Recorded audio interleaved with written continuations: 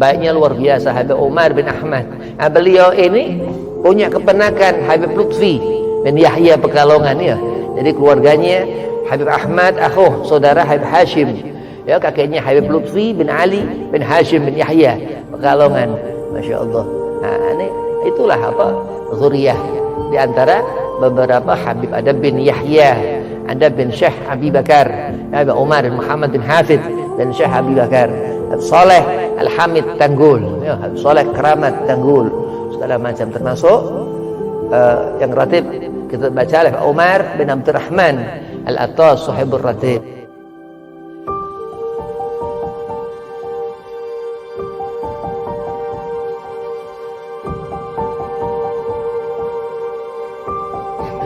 Assalamualaikum warahmatullahi wabarakatuh. Waalaikumsalam warahmatullahi wabarakatuh.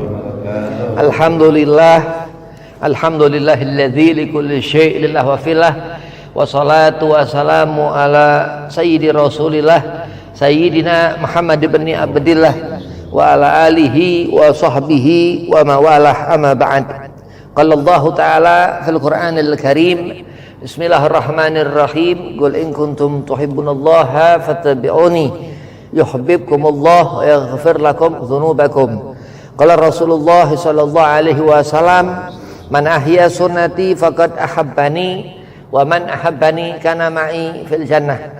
Alhamdulillah, puji syukur kehadirat Allah subhanahu wa ta'ala, salawat serta salam keharibaan junjungan kita Nabi Muhammad sallallahu alaihi wasallam, yang mudah-mudahan di malam yang penuh keberkahan ini, di hari Selasa malam Rabu, di majelis Sirrul Ahdhar, mudah-mudahan Allah selalu memberikan keberkahan, amin Allahumma amin. Yang pertama, Al-Fakir Khormati Khadim Al-Majlis Sirrul Ahdhar Ustaz Rahmat Ramdhani dan Ustaz Aziz, mata Allah betuli hayati, mudah-mudahan Allah panjangkan umur, Allah setafiahkan badan, Allah mudahkan segala urusan, Allah berkahkan majlisnya, dan kepada antum semua mudah-mudahan digobul hajat, disetafiahkan badan, dimudahkan segala urusan.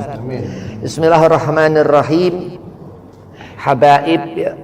Habaib atau dalam bahasa Arab artinya kekasih. Salah satu bisa diartikan gelar Sayyidina Muhammad SAW Habibullah. Wa hadza darajah, yang dikatakan kalimat Habib ini lebih tinggi daripada Khalil. Dalam bahasa Arab Khalilullah, Habibullah sama, kekasih Allah. Pada suatu saat Nabi Muhammad SAW mendatangi sahabat, karena sahabat mengatakan Ibrahim Khalilullah, Isa Ruhillah, Musa Kalimullah. Dan ditengin terus Rasulullah. Nabi datang, Nabi bilang, benar yang kau katakan, Ibrahim Khalilullah, Musa Kalimullah, Isa Ruhillah, tapi ketahuilah aku ana Habibullah, aku kekasih Allah. Berarti hadisnya, ada hadis Rasulullah SAW yang diriwayatkan daripada hadis tersebut. Rasulullah Muhammad yang dikatakan habaib sekarang ini zuriyah Rasulullah, zuriyah Nabi Muhammad SAW. Dalam satu hadis dikatakan man habba ahlu baiti dakhalal jannah, itu dalam syarah Matan Ihya Ulumuddin, ya, di sana dikatakan siapa mencintai keluargaku Allah masukkan ke dalam surga. Apa berarti kalau enggak mencintai habaib terus enggak masuk ke dalam surga? Enggak usah mikirin surga atau neraka, mikirin hukumnya ya. Hukumnya bagaimana hukum kita mencintai ahlul bait Rasulullah SAW. Wajib hukumnya. Berarti haram kalau kita ngebenci. Berarti enggak boleh ngebenci. Nah, itu yang dikatakan karena zuriyah Rasulullah SAW. Terus apa Habib ini? Habib ini harus ada nasab, ya. Ana Husain, ya. Husain, ana Abah, ana Ali bin Abdullah, kakek bin Husain bin Abdullah. Abdullah ini di Hadramut, Yaman. Abdullah punya saudara kakak beradik dengan Husain. Husain bin Muhsin, Abdullah bin Muhsin. Nah, Husain bin Muhsin ini tinggal di sini. Ya, jadi tinggal di Jakarta. Al-Habib Husain Syami bin Muhsin Al-Atas. Yang Al-Habib Husain ini paman Husain datuk anak Husain, ya, bin Ali Abah, bin Abdullah jid kakek, bin Husain. Nah, Husain ini punya paman Husain bin Muhsin. Jadi Husain punya abah Abdullah. Oh, nasab, ada nasab. Nah, nasab. Kalau misal seorang ngaku Habib tapi nggak punya nasab, ini 100% bukan Habib. 100% bukan Habib, valid. Valid, bukan Habib. Berarti nggak wajib.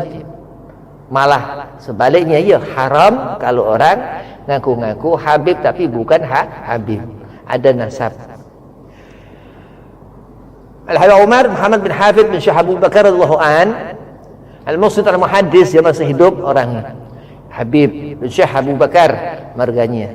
Terus Al-Habib Saleh bin Abdullah Al-Atas, Bekasi, ya, di sini. Saleh bin Abdullah Al-Atas, jidnya, ya, dekat ini jidnya Habib Abdullah bin Ali Al-Atas.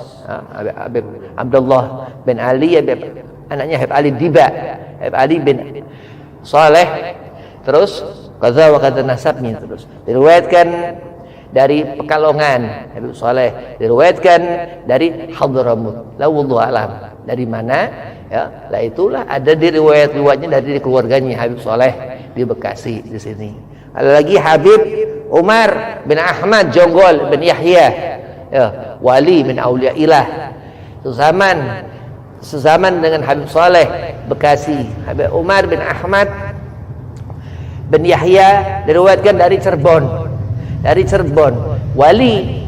Dia nggak ngerti dulu waktu sampai hal habaib ada hal datang ke Jonggol, nggak ngerti siapa dia segala macam.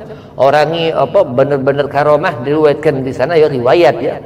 Jadi bukan tulisan yang anal dia jelas, tapi riwayat begitu. Itu Habib Umar bin Ahmad ini karomah luar biasa, pernah diriwayatkan dari Jonggol beliau ke daerah Ciherang sana, Gunung Dayeh sana. Waktu pulang dari sana ada satu semut ngikut ke bajunya. Habib Umar pulangkan lagi ini semut, padahal udah pulang jarak berkilo-kilo. Jadi akhlak luar biasa, baiknya luar biasa Habib Umar bin Ahmad. Nah, beliau ini punya keponakan Habib Lutfi bin Yahya Pekalongan, ya. Jadi keluarganya Habib Ahmad, saudara Habib Hashim, ya, kakeknya Habib Lutfi bin Ali bin Hashim bin Yahya Pekalongan.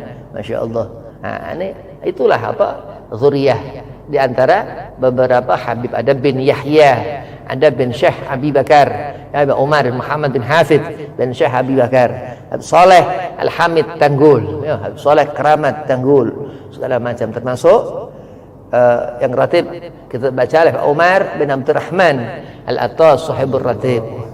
Habib Umar, terus ya, terus bin Muhsin ini nggak di sini. Muhsin anaknya juga nggak di sini, anaknya yang Husain di sini.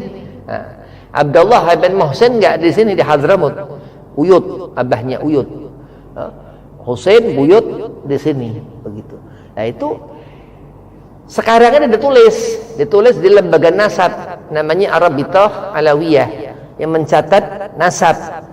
Ditulis dari kapan ditulis? Ya dari sini, karena Indonesia merdeka tahun 1945, ya. Baru ada sekolahan segala macam, perang beberapa ratus tahun perang, ya. Berdiri Arabithah itu tahun 1900-an. Arabithah dulu Jamiatul Khair, terus pecah menjadi NU, Muhammadiyah, Arabithah Alawiyah, dan Irsyad, ya. Arab yang bukan Sayyid, ya. Dia bikin lembaga Irsyad. Al-Irsyad, begitu. Allahumma Muhammad. Terus dikatakan nasab ini yang paling menjelaskan dia ini Habib atau bukan Habib, ya. Nah, terus ditulis anak itu tahun 90 tahun 1190 Abah itu nuliskan nasab ya, di Arabitoh itu didatakan begitu. Ini bahaya kalau punya majelis habaib ya. Habaib punya majelis apa dakwah apa segala macam tapi nasabnya belum rapi, bahaya. Nah, harus ada kekuatan dia di nasab ini. Karena kalau Habib dia bagaimana tanda sahnya dia sayyid ada nasab. Berarti nasab ini benar-benar penting, ya? Benar-benar penting. Di luarnya setelahnya, misal tingkah lakunya, ya. Umar bin Hafid bilang kalau ada habaib tingkah lakunya enggak seperti Habib, katakan dia bukan Habib, pasti bukan Habib. Nah, kenapa? Sebabnya ada di sana nanti keterangan-keterangan yang bisa menyebabkan dia walaupun Habib jadi bukan Habib. Kualat bahasanya begitu. Mendapatkan hukuman, jadi mendapatkan azab dari Allah. Nah, memang dikatakan 2 kali lipat ya lebih berat hukumannya kalau habaib melakukan salah daripada selain sayyid. Terus dia ini ada bin Yahya ada bin Yahya ini Habib Utsman bin Abdullah bin Yahya, mufti Betawi, orang paling alim se-Indonesia.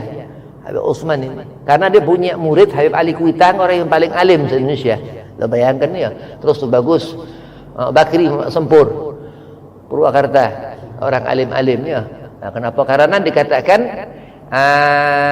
hum mu'trati, kata Rasul, mereka keturunanku, khuliqu min tinnati. Ya, ada sifat zatiyah, ada sifat yang kita ini nggak bisa sama sekali melihat apa tingkah lakunya. Pertama-tama ngelihat dirinya, ya. Di dalam dirinya itu ada darah Rasulullah. Jadi kita ngelihat pertama itu. Nah, terus bagaimana Habib? Kalau dia Habib maksiat, ya itu jangan ngikutin. Kenapa? Karena yang kita bakal kena maksiatnya, paham? Nah, itu nggak boleh, haram. Nah, karena apa? Karena yang dibawa datuknya Rasulullah bukan hal seperti itu, bukan maksiat ya. Nah, itu haram. Nah, kalau kita ngikuti, kalau misalnya ada seorang habaib maksiat, nah kita ngikuti, ini haram. Karena apa? Maksiat itu hukumnya haram, pulang kepada hukum. Nah, kalau kepengen mendapatkan surga kita tapi melakukan pekerjaan yang haramkan diri kita ke surga, na'udzubillah ya. Tapi apa? Kalau kita melihat dirinya tetap walaupun perbuatan dia ngegiring kita ke neraka, dia tetap sayyid, nah tetap kita bakal masuk ke neraka, ya. Berarti hati-hati, nggak boleh dekat kalau dia ahli maksiat. Na'udzubillah min dzalik. Su'don nggak boleh karena dia pasti sayyid.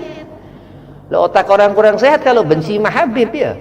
Orangnya kurang sehat. Jadi kalau su'don nggak boleh, husnudon ya nggak boleh. Pokoknya kalau udah Habib kita wajib ngertiin dia sayyid. Jangan sampai kita punya sangkaan, nggak ada sangkaan pasti. Jadi pastinya bagaimana Habib? Dia itu anak keturunan Hasan Sumail Husain. Sayyidina Hasan sama Sayyidina Husain, bukan anak Fatimah. Kalau anak Fatimah ya acak-acakan. Masa perempuan punya keturunan ya? Anak dari Hasan walad Fatimah dan Husain walad Fatimah. Dan dari zaman itu sampai sekarang ini selalu alimil ulama yang menjaga, yang harus kita meyakini untuk ngimani bahwasanya memang zuriyah Rasulullah sallallahu alaihi wasallam. Terus Husain ya, terus Muhsin tadi. Husain Abah Ali bin Abdullah bin Husain bin Abdullah bin Muhsin ya. Abdullah ini sama anaknya Husain bin Abdullah lahir di Hadramut sana. Buyut lahir di Hadramut sana. Buyut ini abahnya kakek, lahir di Hadramut sana. Terus sampai Umar bin Abdurrahman Al-Atas. Kalau dia seorang sayyid ini, kenapa ada masalah nasab? Ini nasabnya itu di lembaga nasab nggak keluar. Kenapa? Lah bukan Habib. Namanya majhulun nasab yang gelap, merdudu nasab tertolak. Ya, ada sebagian teman-teman anak ini nasabah Hashim bin Faris Al-Kaf di Depok ya, nasabah itu ahli nasab. Terus di Jati Bening Ya sahib ana Habib Zainal Abidin Asghaf Nagobatul Asraf. Itu dia nasabah, ahli nasab. Terus kita juga belajar bukan sahib ini, belajar. Ada teman, ada guru ya, Habib Ali Din Palembang Asghaf. Begitu. Jadi nasab ini bagaimana seorang itu disebut sayyid dengan nasab. Dengan nasab nih. Kalau nasab ini nggak ada, haram kita bilang sayyid. Kenapa? Sebabnya bisa terputusnya atau hilangnya kesayyidan anak jadah, anak dari luar nikah. Iya, darahnya sayyid. Oh iya kan, ini siapa si misal si Toha zina punya anaknya bukan sayyid. Oh berarti bisa jadi keturunan sayyid tapi nggak jadi sayyid. Nah kan Habib Umar bin Hafid tadi bilang, kalau ada habaib tingkah lakunya nggak seperti Habib, katakan bukan Habib, pasti bukan Habib yang nyuruh apa? Al-Musnid Al-Muhaddis. Ya, model darul hadis Habib Umar bin Muhammad bin Salim bin Hafid bin Syekh Abi Bakar. Ada bin Syekh Abu Bakar begitu.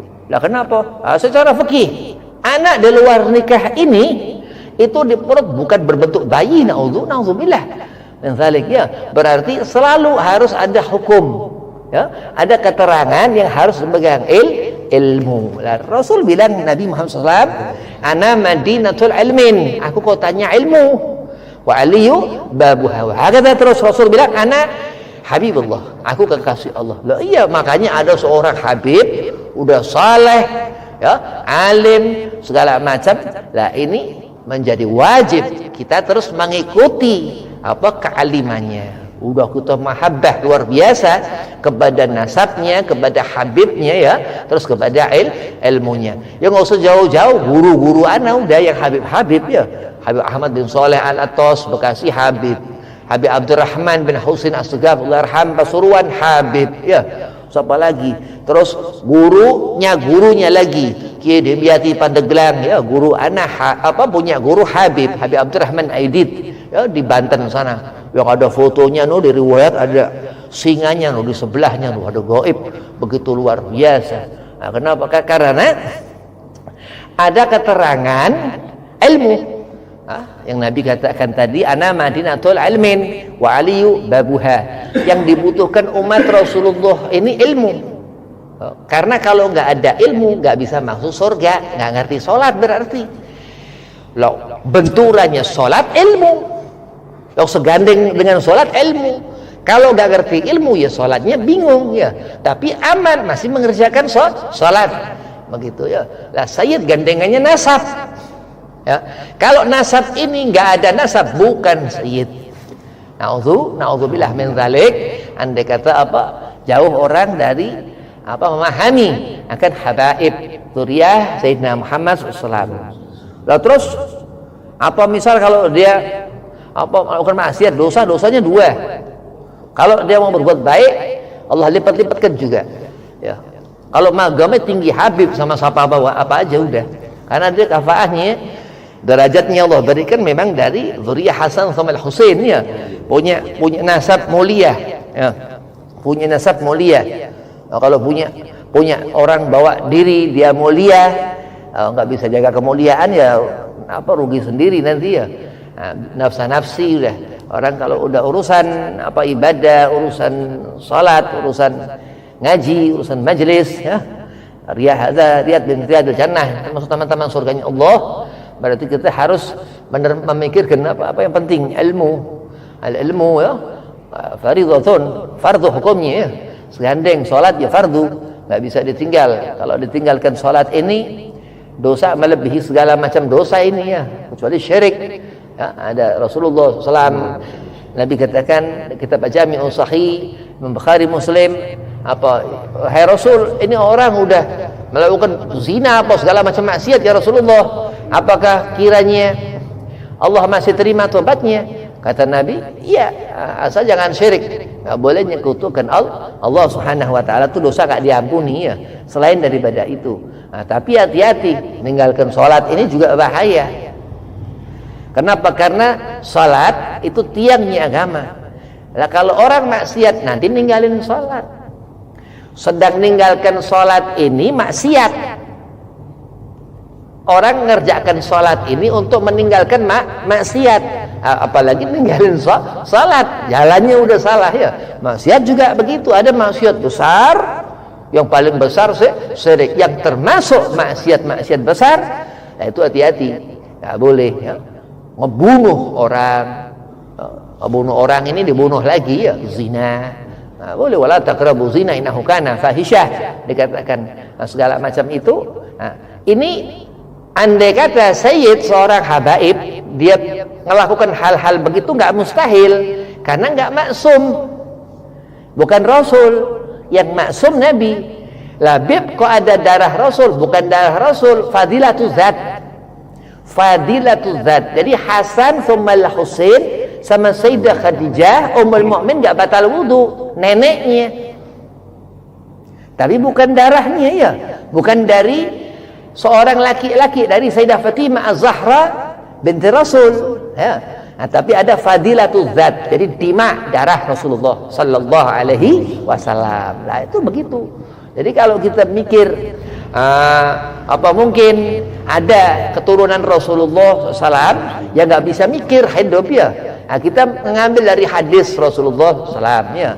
Ila yaumil qiyamah, dalam hadisnya dikatakan kullu bani adam in qata'a nasabuhu ila Fatimah bi anna waladun Fatimah ana abuha.